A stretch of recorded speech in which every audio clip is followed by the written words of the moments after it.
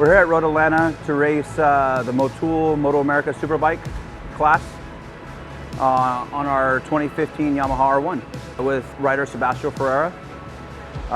We have Vinicius de Cruz as his crew chief, and this weekend we have Ryan Haddock helping out as mechanic.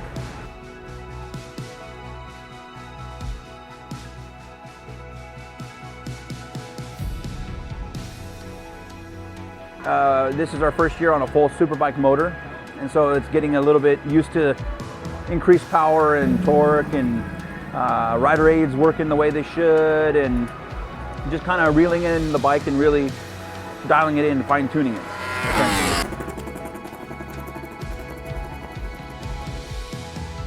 The challenges is good. A lot of good riders on the season. We know coming with it how hard it's going to be to set up the bike right, to get the bike right on for the race, and qualified for the race in a good position. With so many riders with the caliber to be on the top, so that's a big challenge.